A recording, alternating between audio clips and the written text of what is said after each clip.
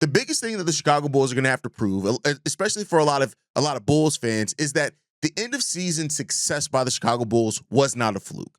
Meaning that Josh Giddey, Kobe White, the play that they had after the All-Star break, especially Josh Giddey, 20, 10, and 9, almost a triple-double that he averaged after the All-Star break last year. Now, I've said many times, I do not expect him to do those numbers for the entirety of the season. If he does them, great. But it's hard to expect somebody to put up MVP caliber numbers for the entirety of a year.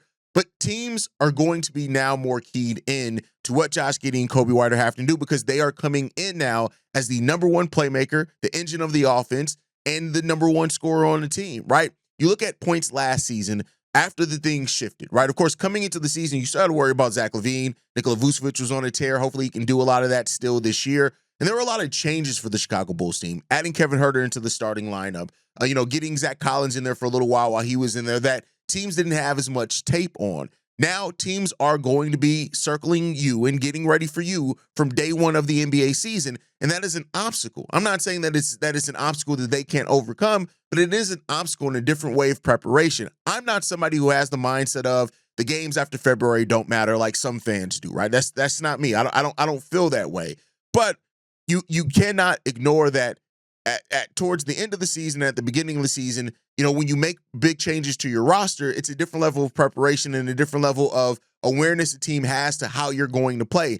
Teams now know how the Bulls are going to play. They know what Josh Giddey does a little bit more with Kobe White. And one of the biggest obstacles I've said for a while is they're going to have to prove that chemistry that they showed at the end of last season is something that's sustainable towards the end of the year. So that whole motif that people have of teams were tanking or they were resting players, that excuse is not going to exist there for the Chicago Bulls this season. It's not going to exist at all for the Bulls. So they're going to have to get in there and just prove that they can do it consistently.